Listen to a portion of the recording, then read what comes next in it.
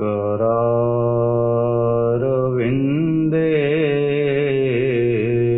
पदारविन्दं मुखारविन्दे विनिवेशयन्तं वटस्य पत्रस्य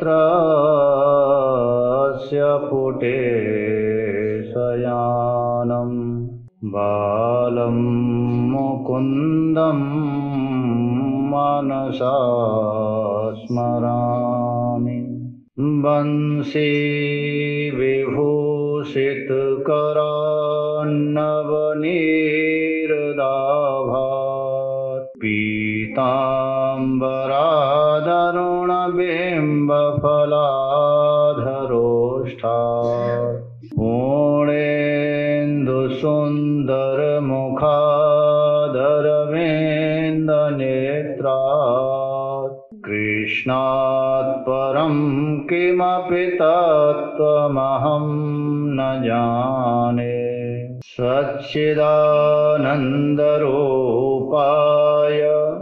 विश्वोत्पत्त्यादिहेतवे तापत्रयविनाशाय श्रीकृष्णाय वयं नुमः। कृष्णाय वासुदेवाय हरये परमात्मने प्रणतक्लेशनाशाय गोविन्दाय नमो नमः। कृष्णाय वासुदेवाय देवकीनन्दनाय च नन्दगोपकुमाराय गोविन्दाय नमो नमः। नमो विज्ञानरूपाय परमानन्दरूपिणे कृष्णाय गोपीनाथाय गोविन्दाय नमो नमः। वसुदेवसुतं देवं कंसचाणूरमर्दनं देवकी परमानन्दं कृष्णं वन्दे जगद्गुरुम्। अखण्डमण्डलाकारं व्याप्तं येन चराचरं तत्पदं दर्शितं येन तस्मै श्री गुरवे नमः। जय जय श्री राधारमण जय जय नवल किशोर जय गोपी चित्तचोर प्रभु जय जय माखन चोर। और आप सभी को मेरा नमन और वंदन। चलिए तो फिर चलते हैं उधर ही जिधर अपना लक्ष्य है। रोजाना चलना, लेकिन पहुंचना कहीं नहीं। चलना है, पहुंचना ही नहीं है, क्योंकि चल रहे हैं और पहुंच नहीं रहे। तो इससे तो अच्छा ये है कि जहां जाना है उसी को बुलाकर और अपने अंदर रख लें, तो चलना भी बंद और पहुंचना भी बंद। क्योंकि एक दिन चर्चा हुई थी कि 3 बातें हैं। पहली तो ये है कि हमारा ये शरीर वृंदावन में रहे। दूसरी बात ये है कि हम वृंदावन में रहें। और तीसरी बात यह है कि वृंदावन हम में रहे। तो यदि वृंदावन हम में आ गया, ब्रज हम में आ गया, नंदगांव हम में आ गया, तो फिर जाना आना और पहुंचना सब समाप्त। क्योंकि चलना पड़ेगा। ये सब जो ब्रज है ना, ये प्रेम की भूमि है। और जो हम लोग चर्चा कर रहे हैं, ये रोजाना ही प्रेम की चर्चा है। ये याद रखिए कि प्रेमन बाड़ी उपजे, और प्रेमन हाट ये किसी खेती बाड़ी में पैदा नहीं होता कि गए और फसल वहां से कटवा करके ले आए।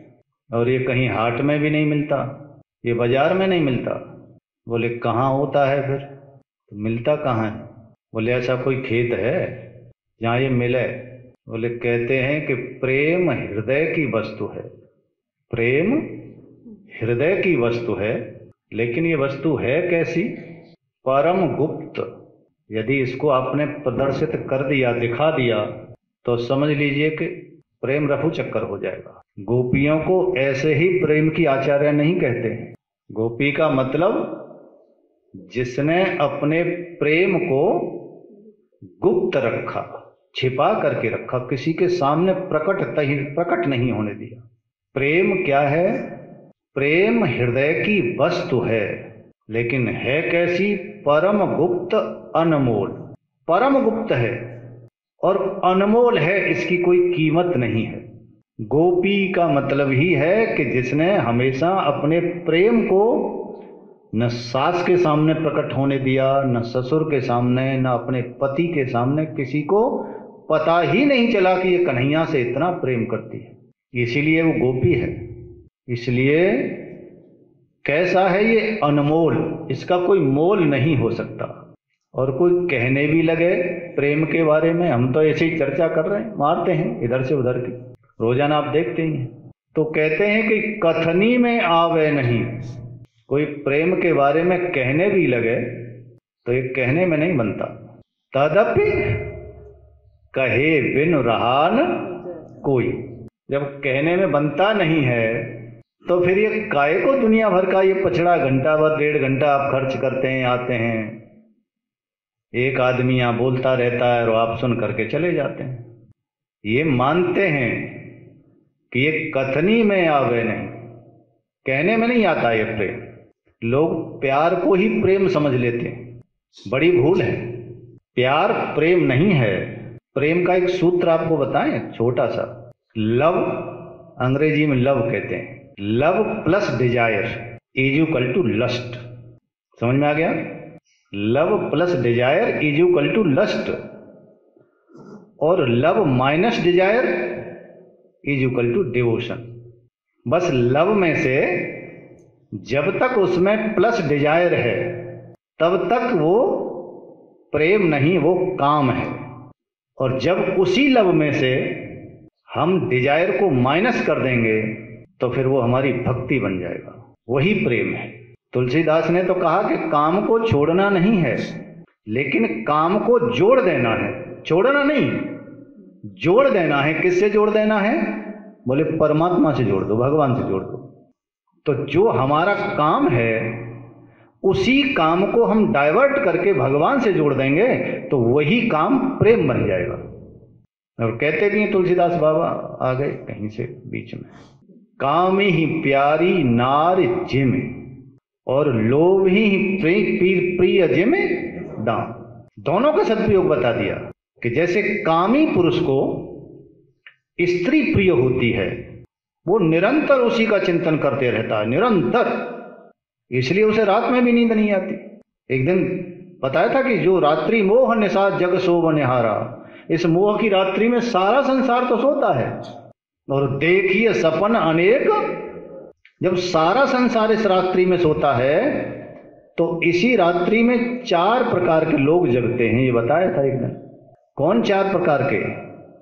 योगी और वियोगी, जिनका जिनकी प्रेमिका से वियोग हो गया है वो निरंतर उसी का चिंतन करते रहते हैं। योगी, वियोगी, परमार्थी और प्रपंची, ये 4 प्रकार के लोग रात्रि में जगते हैं। लेकिन तुलसीदास कहते हैं बाबा कि इस काम का भी सदुपयोग कर लो। यदि काम है तो रहने दो, कोई बात नहीं, उतनी घबराने की जरूरत नहीं है, लेकिन इस काम को जोड़ दो भगवान से। या तो लव में से डिजायर को माइनस कर दीजिए, और यदि मान लो हम माइनस न भी कर पाए, समझ में नहीं आ रहा कि क्या माइनस करें, तो उसी लव को परमात्मा से जोड़ दीजिए। फिर उनका काम वो जैसे चाहे वैसे करें। प्रेम, क्या बात है प्रेम की। देखिए, यदि प्रेम पाना है, जीवन में चाहिए कि ये प्रेम हमको मिले, प्रेम पैदा हो। बिना तड़फे प्रेम होता नहीं है। एक छोटी सी प्रेमिका को पाने के लिए रात भर तड़फना पड़ता है, तो भगवान को पाने के लिए क्या भगवान बिना तड़फे मिलेंगे क्या? भगवान को पाने के लिए भगवान के किसी प्रेमी का संग किया जाए। जब तक हम किसी प्रेमी का संग नहीं करेंगे तब तक हमारे हृदय में परमात्मा, हमारे हृदय में प्रेम प्रकट नहीं होगा। पहला तरीका, यदि प्रेमी का संग न भी मिले तो बोले तो देखो किस किसने प्रेम किया है भगवान को, ये खोजो। और रोजाना चर्चा आ रही है कि माँ यशोदा की स्थिति क्या है। माँ यशोदा की क्या स्थिति है कि अपने चेहरे को अपने आंचल से ढक करके निरंतर आंसू बहा रही है, एक भी शब्द यशोदा मैया के मुंह से नहीं निकला। अंदर ही अंदर इतना अपने लाला के, अपने बेटे के प्रेम में इतना बेहुअल है, इतनी तड़प रही है। यदि हम उसी तड़पती हुई यशोदा मैया को अपने हृदय में बिठा लें तो जब मैया अंदर तड़पेगी अपने बेटे के लिए, अपने लाला के लिए, अपने कन्हैया के लिए, जब अंदर बैठ करके यशोदा तड़पेगी, या कोई तड़पती हुई गोपी को अंदर बिठा लीजिए जो कृष्ण के लिए तड़प रही हो, वो सोचती है कि मुझे कैसे कन्हैया मिले, कब मिले, कहाँ मिले, निरंतर इसी में लगी है और तड़प रही है। ऐसी गोपी को अंदर बिठा लीजिए, और जब ऐसी गोपी जब अंदर बैठेगी और जब वो अंदर गोपी तड़पेगी तो फिर हमको भी तड़प पैदा करेगी। ये प्रेम का पाने का रास्ता है। या तो किसी प्रेमी का संग मिल जाए जो भगवत प्रेमी है, और भगवान के प्रेमी का संग न मिले तो फिर ये भी तरीका है। इसलिए प्रेम हृदय की वस्तु है, परम गुप्त अनमोल, जो कथनी में आवे नहीं और सके न को तोल। इसकी तुलना कभी किसी से नहीं की जा सकती। ये भक्ति का मार्ग कितना सरल। तुलसीदास बाबा ने तो पूरी मानस में ये बता दिया है कि भक्ति का मार्ग सबसे सरल है। 3 मार्ग बताए हैं परमात्मा को प्राप्त करने का, ज्ञान योग, भक्ति योग और कर्म योग। लेकिन तुलसीदास बाबा ने मानस में ज्यादातर, जहां भी देखिए, जिस प्रसंग में देखिए, भक्ति को सबसे सरल उपाय बताया है कि जहां जोगन जप नहीं तप नहीं मख और नहीं उपवासा। जहां ना आपको कोई योग करना है, न जप करना है, न तप करना है, न कोई यज्ञ करना है और न कोई उपवास करना है। जोगन जप तप मख उपवासा, मख कहते हैं यज्ञ को। कुछ नहीं करना, सिर्फ प्रेम करना है। और ज्ञान के विषय में कहा, क्या कहा कि ज्ञान का पंथ कृपाण की धारा। कैसा है ज्ञान का रास्ता? तलवार की धार के समान। ये मानस का है, लेकिन राधे राधे लेकिन इस समस्या का समाधान क्या है? ऐसा नहीं कि तुलसीदास बाबा ने मानस में जो कह दिया वो तुलसी बाबा का सिद्धांत बन गया। तुलसीदास बाबा ने इसको सिद्धांत नहीं बनाया कि साहब भक्ति ही सरल है। यदि तुलसीदास बाबा के किसी और ग्रंथ को पढ़ के देखें, मैंने पढ़ा था विनय पत्रिका को, तो विनय पत्रिका में उन्होंने कहा है कि रघुपति भगत करत कठिनाई। समझ में आ गया इसका अर्थ? यानी रघुपति भगत करत, एक पद है ये, रघुपति भगत करत कठिनाई। राम की भक्ति करना बड़ा कठिन, अत्यंत कठिन है। बताइए अब किसको सिद्धांत माने? तो जिस पद में ये बताया है कि भगवान की भक्ति करना कठिन है, उसी पद में तुलसीदास बाबा ने इसका समाधान भी बता दिया है। ये पद है, पद की पहली लाइन है। तो आगे कहते हैं समाधान बताते हुए कि जो जेहि कला कुशल जो जेहि कला कुशल तेहि, जो जेहि कला कुशल तेहि ताको। जो जेहि कला कुशल, जो जिस कला में कुशल है, यदि भक्ति में कुशल है तो भक्ति करे, ज्ञान मार्ग में कुशल है तो ज्ञान मार्ग अपनाए, और कर्म मार्ग कुशल लगता है तो कर्म करे, कर्म को योग बनाए। जो जेहि कला कुशल ते ता कह, सुगम सदा सुखकारी। उसके लिए वही सुगम है और वही उसके लिए सुखकारी है। समाधान दे दिया कि जो जिस कला में निपुण है, कुशल है। फिर उदाहरण भी दिया, उदाहरण देकर के समझाया। ऐसा नहीं है कैसे छोड़ दिया। बोले सफरी सन्मुख जल प्रवाह। सफरी कहते हैं मछली को। एक छोटी सी मछली है और एक विशालकाय हाथी है और नदी में बहुत तेज बहाव हो रहा है और इन दोनों से कहिए कि भाई नदी पार करो, तो इन दोनों में नदी को पार कौन कर जाएगा? किसको बड़ा बताएंगे? जो नदी पार कर जाएगा वही तो बड़ा होगा। तो सफरी सन्मुख जल प्रवाह, ये जो मछली है ये तो जल के उल्टी गति भी में भी चल लेती है। भले चाहे कितनी तेजी से जल आ रहा हो, ये जल की तरफ उल्टी भी बह लेती है। सफरी सन्मुख जल प्रवाह सुरसरी बहे गज भारी। हाथी क्या होगा? चाहे कितना ही भारी है लेकिन उसमें बह जाएगा। जो जे ही कला कुशल, मछली उस नदी को पार करने में कुशल है, भले ही छोटी है, लेकिन हाथी उस नदी को पार करने में कुशल नहीं है, वो बह जाएगा। दूसरा उदाहरण दिया कि जो सरकरा, सरकरा माने चीनी, बूरा, जो सरकरा मिले सिकता मह। यदि बूरे को यदि नमक में मिला दें, यदि नमक में बूरा मिला दें तो कोई कितना ही बल लगा लो, कोई उसे अलग अलग कर सकता है क्या?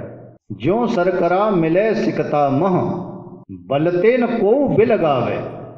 चाहे कितना ही बल लगा लीजिए लेकिन उसे अलग अलग नहीं कर सकता। लेकिन अति रसज्ञ सूक्ष्म पिपीलिका, पिपीलिका माने चींटी, छोटी सी चींटी, अति रसज्ञ सूक्ष्म पिपीलिका बिन प्रयास ही पावे। उसे कोई प्रयास नहीं करना है, उसे नमक और चींटी को अलग अलग कर देगी। उसको बूरे को लेके वो चींटी अपना भोजन बना लेगी। तो चीनी अलग और नमक अलग। जो जे ही कला कुशलता ते ही ताम। जो जिस कला में प्रवीण है, ये बहुत बढ़िया समाधान दे दिया। ये शाश्वत सिद्धांत नहीं है कि भक्ति ही आसान है और ज्ञान कठिन है। आज तो हमारे स्वामी जी बड़े प्रसन्न हैं, बहुत बढ़िया समाधान दिया। जब हमारे स्वामी जी प्रसन्न हो गए तो चलो आगे ज्ञान की चर्चा करते हैं। कहते हैं नंद बाबा से उद्धव जी महाराज, आज भागवत में थोड़ा प्रवेश करते हैं। क्या कहते हैं कि न चास्य कर्म वा लोके। बाबा तुम जिसको बेटा बेटा कह रहे हो ना, वो बेटा नहीं है, वो तो साक्षात परमात्मा है और उसका इस लोक में कोई भी कर्म नहीं है। वो कोई कर्म नहीं करता, वो हमको दिखता है, वो सारे कर्मों से अलग है। चाहे वो सत असत मिश्र योनिषु, चाहे वो किसी भी योनि में क्यों ना जाए, चाहे वो सद योनि में आए, चाहे वो असत योनि में आए और चाहे वो मिश्र योनि, यानी कोई भी रूप बना करके आ जाए, लेकिन वो कर्म से बिल्कुल अलग है। हमको दिखता है कि इसने कर्म किया है, क्योंकि हमारी कर्म में आसक्ति है। हमारी जिसमें आसक्ति है हमको वही आंखों से दिखता है, वही कानों से सुनाई देता है। यदि कहीं हम जा रहे हों रास्ते में से निकल के और किसी के घर में कढ़ी बन रही हो और वहां से खुशबू यदि बाहर रास्ते तक आ जाए तो हम पहचान लेते हैं ना। क्यों? क्योंकि हमारी कढ़ी में आसक्ति है। फिर कहते हैं कि तो फिर आता क्यों है, इतनी योनियों में आने की जरूरत क्या है? बड़े क्रीडार्थ, वो अपनी खेल खेलने के लिए, क्रीड़ा करने के लिए आता है। भगवान ये विभिन्न रूप बना करके, कभी कछुआ का, कभी मछली का, कभी नरसिंह का, कभी राम का, कभी कृष्ण का, ये अलग अलग रूप बना करके जब आते हैं तो बोले अपनी एक क्रीड़ा करने के लिए। और दूसरा बताया साधुनाम परित्राण, साधुओं के परित्राण के लिए। अब बाबा उद्धव जी आगे कहते हैं कि सत्वम रजस तमः इति भजते निर्गुणो गुणान क्रीडन अतीतो अत्र गुणै सृजत अवत और हंत। एक एक शब्द बहुत सटीक प्रयोग किया गया है। कहते हैं कि सत्वम रजः तमः इति भजते निर्गुणो गुणान। यद्यपि वो निर्गुण है, यद्यपि वो निर्गुण है। निर्गुण का मतलब जानते हैं? निर्गुण का मतलब है गुणों से पार हो जाना। एक शब्द आता है गुणातीत, गुणों से अतीत हो जाना, गुणों से परे हो जाना। ये जो निर शब्द है ना, निर्गुण, इसमें मूल शब्द तो गुण है, इसमें जो निर लगा हुआ है, निर का अर्थ होता है निकालना। आपने सुना होगा, किसी किसान से पूछो, बोले क्या कर रहे हैं? बोले जी गेहूं निरा रहा हूं। ये निर शब्द से ही निराना बना है। बोले गेहूं को निरा रहे का मतलब कि गेहूं में जो गेहूं तत्व है बस वो छोड़ा जा रहा है, बाकी को सबको निकाला जा रहा है। गेहूं के अलावा जो उसमें खड़ा हुआ है खरपतवार, वैसे गुण माने रस्सी भी होता है, और रस्सी क्या काम करती है? बंधन का।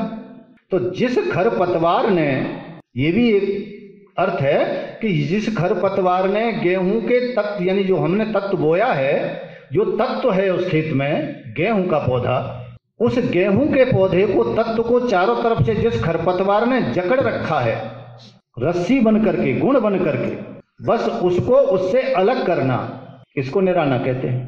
तो कहते हैं कि सत्वम रजः तमः इति भजते निर्गुणो गुणान।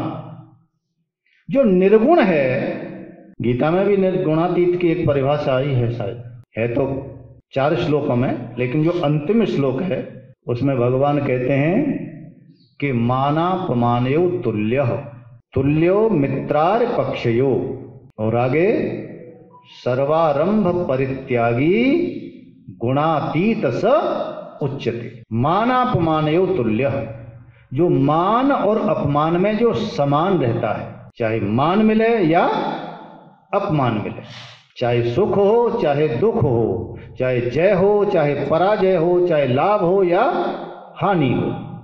और तुल्यो मित्रार पक्षयो, मित्र और अरि, जो मित्र और अरि इन दोनों के मामले में जो समान है, अर्थात न जिसका कोई मित्र है और न जिसका कोई शत्रु है। इसलिए गीता में समत्व योग पर सबसे बड़ी चर्चा भगवान ने की है। योग ही समत्व को बताया है। यदि गीता के अनुसार देखें तो समता ही योग है। समत्वम योग उच्यते।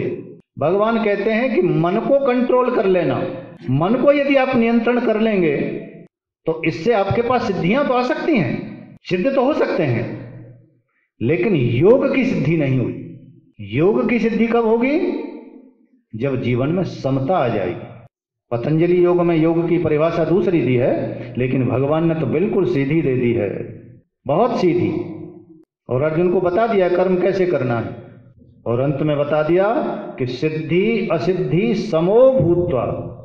तू न सिद्धि के चक्कर में पड़ और न असिद्धि के चक्कर में पड़।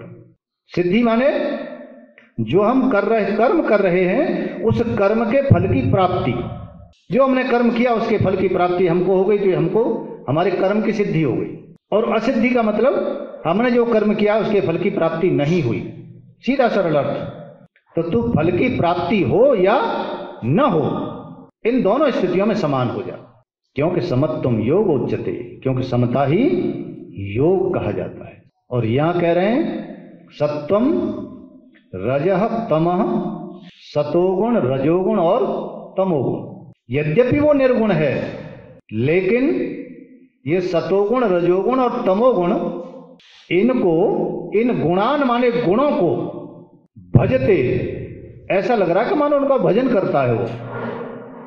ऐसा लगता है हमको कि वो जो निर्गुण है वो इन तीनों गुणों का भजन करता है, यानी इन तीनों गुणों को स्वीकार कर लेता है, इनके बगैर रह ही नहीं सकता।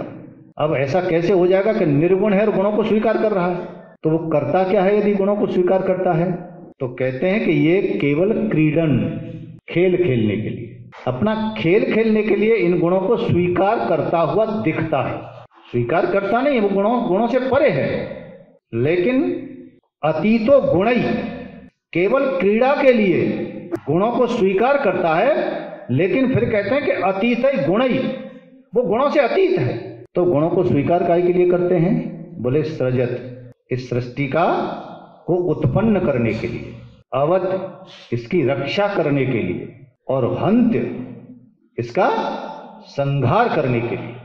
क्योंकि न वो किसी के जन्मने से जन्मता है, न किसी के मरने से वो मरता है, और न किसी के रहने से वो रहता है। वो इन सबसे परे है, न जन्मता है, न मरता है, और न रहता है। वो लाखों वर्षों तक रह सकता है, वो चाहे तो वो लाखों वर्षों तक रह सकता है, और वो चाहे तो अभी मर भी सकता है। ये लीला है उसकी, क्योंकि वो अजह, अंत में कह दिया अजह। अज का मतलब जिसका कभी जन्म नहीं होता। तो जिसका जन्म ही नहीं होगा तो उसकी मृत्यु कहां से होगी? इस प्रकार से उद्धव जी नंद बाबा को समझाते हैं और आगे कहते हैं कि ये गुणों को जो स्वीकार करता हुआ दिखता है ये असल में है नहीं। तो बोले क्या है? तो फिर आगे के श्लोक में बताते हैं कि यथा भ्रमरिका दृष्टया भ्राम्यतीव महीयते चित्ते कर्तरी तत्रात्मा करते वाहम धिया स्मृत। कि एक भ्रमरिका दृष्टि होती है। भ्रमरिका दृष्टि देखी आपने? नहीं देखी, और सबने देखी। आप गर्दन हिला रहे हैं कि नहीं देखी? गांवों में आपने देखा होगा छोटे छोटे बच्चे ऐसे घूमते रहते हैं, उनका खेल है, घूम रहे हैं, खूब जोर जोर से घूम रहे हैं। भ्रमरिका माने घूमना, चक्कर लगाना, गोल गोल चक्कर लगाना। आप घूमे कि नहीं? और जब बच्चा घूमता है, आदमी घूमता है, तो उसको ये लगता है कि ये पृथ्वी घूम रही है और पृथ्वी नहीं घूम रही है। जो जो इन आंखों से दिखाई देता है, चाहे वो पेड़ हो, चाहे मकान हो, जो भी वस्तु हो, वो सब उसको घूमती हुई दिखाई देती है। यह है भ्रमरिका दृष्टि, है ना हमारे पास, और हमने किया भी है। यथा भ्रमरिका दृष्टया, जैसे भ्रमरिका दृष्टि भ्राम्यतीव महीयते, उसको ये भ्रम हो जाता है कि ये महीयते माने भूमि घूम रही है, धरती घूम रही है। असली में धरती बिल्कुल नहीं घूम रही। अब ये देखिए कि धरती घूम रही है कि हम घूम रहे हैं? हम ही घूम रहे हैं, धरती तो नहीं घूम रही। लेकिन हमको ये भ्रम हो गया कि धरती घूम रही है, पेड़ घूम रहे हैं, घर घूम रहे हैं, सब कुछ है, वो सब घूम रहा है। ऐसे ही चित्ते कर्तरी, कर्तरी माने कर्ता, चित्ते माने चित्त। ये जो हमारा चित्त है असली में कर्ता तो यही है, किसी काम को करने वाला जो कर्ता है। हमारा ये चित्त इस शरीर और इंद्रियों के साथ जब मिल जाता है तो ये कर्ता बन जाता है। असली में कर्ता कौन है? चित्त। लेकिन कहते हैं तत्रात्मा, लेकिन फिर वही आत्मा यानी जीवात्मा, जीवात्मा कर्ता नहीं है, कर्ता है चित्त। तो फिर ये जीवात्मा कहां से आ गई? बोलिए जीवात्मा कर्ता एव अहम धिया, अहम धिया। जब ये अहम बुद्धि इसमें आ जाती है और जब ये इनके साथ मिल जाता है, किनके साथ? शरीर, इंद्रियां और चित्त, इनके साथ मिलकर के जब इसमें अहम बुद्धि आ जाती है तो क्या अहम कर्ता, मैं करता हूं, स्मृतः, ऐसे इसको स्मरण हो जाता है। यानी ऐसा इसको लगता है कि मैं ही करता हूं। ये होता कब है? जबकि कर्ता वो है नहीं। असली में कर्ता जीवात्मा नहीं है, परमात्मा की तो बात ही छोड़ दीजिए। असली में कर्ता जीवात्मा नहीं है, लेकिन ये जब इनके साथ मिलकर के, इनका संग पा करके जब उसमें अहम बुद्धि आ जाती है तो धीरे से ये अपने आप को कर्ता मान लेता है। असली में वो कर्ता नहीं है। ये भ्रमरिका दृष्टि का उदाहरण देते हुए इसको समझाया कि असली में धरती नहीं घूमती है, हमको ऐसा लगता है कि पृथ्वी घूम रही है। ऐसे ही हमको ये लगता है कि जीवात्मा कर्ता है, असली में वो कर्ता है ही नहीं। जब जीवात्मा ही कर्ता नहीं है तो फिर परमात्मा कर्ता कैसे बनेगा? वो किसी गुण में कैसे आकर के बनेगा? वो हमको लगता है कि सृष्टि को बनाता है, इसकी रक्षा करता है और इसका पालन वो ही करता है। जो सृजत जग पालत हरत रुख पाई कृपा निधान की। इस जग का की उत्पत्ति जग की रक्षा जगत की, और जगत का संहार कौन करता है? कहते हैं कि रघुवीर माया जान की। ये सब काम कौन करता है? उनकी माया काम करती है। लेकिन लगता ऐसा है कि भगवान ही खुद कर रहे हैं। भगवान नहीं करते। जो सृजत जग पालत हरत, ये सब काम माया करती है। लेकिन कब करती है? रुख पाए कृपा निधान की। जब भगवान का रुख होता है तब इस काम को करती है। अब जब इतना समझा दिया तो उद्धव जी को लगा कि भाई और थोड़ा एक बड़ी बात बताई जाए। इनको जो भ्रम हो रखा है कि मेरा बेटा मेरा बेटा मेरा लाला, हमारे बेटे को कहीं वसुदेव देवकी न छीन लें, उसको बहका न लें, तो कहते हैं आगे श्लोक में कि युवयो युवयो रेवह युवयो एवह नैव अयम आत्मजो भगवान हरि। युवयो एव, केवल आप दोनों का ही नहीं है। युवयो माने केवल आप दोनों का ही नहीं है। क्या? आत्मज। वो श्री कृष्ण केवल आप दोनों का ही बेटा नहीं है, क्योंकि बेटा तो भाव की प्रबल भूमि के कारण भी किसी को बेटा बना लेते हैं। तुम उसको अपना बेटा बना करके दूसरों से छीनना चाहते हो क्या? ये कह रहे हो कि केवल हमारा बेटा है। देखिए, दो भाव है। भगवान हमारे बेटे, यानी कृष्ण हमारा बेटा। देखिए थोड़ा सा अंतर। कृष्ण हमारा बेटा है और हमारा बेटा कृष्ण है। क्या अंतर है इसमें? कृष्ण हमारा बेटा है और हमारा बेटा कृष्ण है। इन दोनों में क्या अंतर है बताइए? इन दोनों शब्द वही हैं, केवल एक शब्द को पहले किया है और एक को बाद में किया है। कृष्ण हमारा बेटा है, कृष्ण हमारा बेटा है, केवल 4 शब्द। और हमारा बेटा कृष्ण है, इसमें भी वही 4 शब्द, वही सेम। तो फिर इन दोनों वाक्यों में फर्क क्या है? बोले एक वाक्य है संसार, हमारा बेटा कृष्ण है, ये संसार है। अपने बेटे को कृष्ण समझ लेना कि हमारा बेटा कृष्ण है, ये संसार है। और कृष्ण हमारा बेटा है, ये प्रीति है, प्रेम है।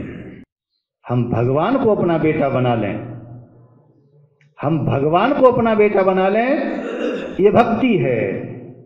और अपने बेटे को भगवान बना लें, ये संसार है कि नहीं? ये बात वही उद्धव जी उनसे कह रहे हैं कि आप दोनों ध्यान रखिए कि ये आप दोनों का ही बेटा नहीं है, क्योंकि बहुत सारे लोगों ने उसे अपने भाव के कारण उसे अपना बेटा बना रखा है।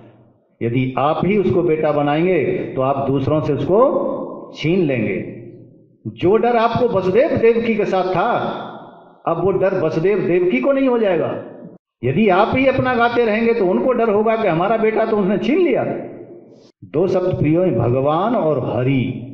हरि का मतलब हरति पापान, जो हमारे पापों को हरण करता है वो हरि। लेकिन पापों को हरण कब करते हैं भगवान? कब करते हैं? अब हम पाप करते चले जाएं, पाप करते चले जाएं और कहें भगवान तो हरि हैं, हर लेंगे। हमें क्या डर है? भगवान है तो सही, हम तो खूब पाप करें। लेकिन भगवान कहते नहीं, ऐसे नहीं। सन्मुख होई जीव मोहि जबहि। मैं पाप हरूंगा तो सही, लेकिन कब हरूंगा? जब ये जीव मेरे सन्मुख होगा, जब मेरी तरफ ये मुंह करेगा। सन्मुख होई जीव मोहि जबहि, और जन्म कोटि अघनाशो तबहि। एक जन्म के पापों को नहीं, जन्म कोटि, करोड़ों करोड़ों जन्मों में जो पाप किए हैं, उन सब पापों को भगवान नष्ट कर देंगे। तो एक भक्त ने पूछ लिया कि भाई एक बात बताओ, ये जितने भी पाप हैं ये तो सब मन से होते हैं। हमने पिछले किए हुए पापों को तो भगवान ने हर लिया, मन तो हमारे पास अब भी है, ये तो फिर पाप कराएगा, कराएगा कि नहीं कराएगा? बोले नहीं, भगवान का काम केवल पापों को हरना नहीं है, भगवान कई चीजों को हरते। बोले दुखम हरति, पापम हरति और मनोहरति। उसका एक नाम क्या है? मनोहर। मनोहर का मतलब जो मन को हरण कर ले, मन को ही खींच करके अपने पास रख ले। जब आपके पास मन ही नहीं रहेगा तो फिर पाप कर्म होंगे कहां से? पाप कर्म तो तब होंगे जब मन रहेगा। वो तो मन को ही खींच लेता है। किसी का बेटा बन करके उसका मन खींच लिया, किसी का भाई बंधु बन करके मन खींच लेता है, और किसी का पति बन करके उसका मन खींच करके अपने पास रख लेता है। बशर्त है कि कोई उसकी तरफ चल तो पड़े, लेकिन जीव चलता ही नहीं है। हरता वो तब है जब हम उसकी ओर चल पड़े। उसे भी हमारी फिक्र है, वो भी हमसे मिलना चाहता है। जितना हम उससे मिलना चाहते हैं उतना ही वो भी हमारे लिए तड़पता है कि ये मैं इससे मिलूं। लेकिन ऐसे ही थोड़े मिलेगा। कहते ना, हर काम करने के बाद भैया कौन के ऊपर वाला ही जाने। कहते ना ऊपर वाला ही जाने। इसका मतलब एक ऊपर है और एक नीचे है। हम नीचे हैं और वो ऊपर है। अब नीचे वाला बेचारा ये ऊपर जाना चाहे तो कैसे जाएगा? और ऊपर वाला भी यदि चाहे कि मैं नीचे वाले के पास चला जाऊं तो वो कैसे आएगा? कैसे ये नीचे वाला ऊपर जाए, ऊपर वाले के पास जाए, या ऊपर वाला नीचे वाले के पास आए? तो एक दिन शायद चर्चा हुई थी कि नीचे वाले को यदि ऊपर वाले के पास जाना है या ऊपर वाले को नीचे वाले के पास आना है तो एक सीढ़ी बना लीजिए, क्योंकि बिना सीढ़ी के न तो नीचे वाला ऊपर जा सकता है और ना ही ऊपर वाला। हम घर में सीढ़ी बनाते हैं कि नहीं बनाते? काहे के लिए बनाते हैं? केवल ऊपर जाने के लिए नहीं बनाते, नीचे आने के लिए भी बनाते हैं। उन्हीं सीढ़ियों से हम ऊपर भी चले जाते हैं और उन्हीं सीढ़ियों से नीचे भी आ जाते हैं। तो सीढ़ी बना लीजिए, पर सीढ़ी में ज्यादा स्टेप लगाने की जरूरत नहीं है। केवल 2 स्टेप, मात्र 2 स्टेप लगाइए। नीचे वाला स्टेप है या का, हिंदी में या और उस पर आ का डंडा, ठीक। नीचे वाला स्टेप है या का और ऊपर वाला स्टेप है द का। यानी हम ऊपर जाना चाहें तो कैसे? या द। हम उसकी याद करते हुए ऊपर जा सकते हैं। यानी हम उसकी निरंतर याद करें तो समझ लो हम ऊपर जा रहे। और ऊपर वाले को जब नीचे आना चाहे वो, तो उसके लिए अलग सीढ़ी रखने की जरूरत नहीं है, कोई दूसरी सीढ़ी बनाने की जरूरत नहीं है, वो उसी से नीचे उतर आएगा। हमारा तो या द, और वो जब उतरेगा तो द या। यानी हम उसको याद करते हुए ऊपर जाएं और वो हमारे ऊपर दया करते हुए। इसको कहते हैं साधन साध्य और कृपा साध्य। परमात्मा साधन साध्य भी, हमने साधन बना लिया सीढ़ी का कि हम ऊपर जा रहे हैं, और भगवान कृपा कर रहे हैं तो उसी सीढ़ी के माध्यम से हमारे ऊपर कृपा करते हैं। हमें अलग से सीढ़ी बनाने की कोई आवश्यकता नहीं है। इसलिए भगवान साधन साध्य और कृपा साध्य दोनों हैं। आज की चर्चा को विराम यहीं देंगे और कल आगे की चर्चा करेंगे। श्री राम जय राम, जय जय राम। श्री राम जय राम, जय जय राम। श्री राम जय राम, जय जय राम।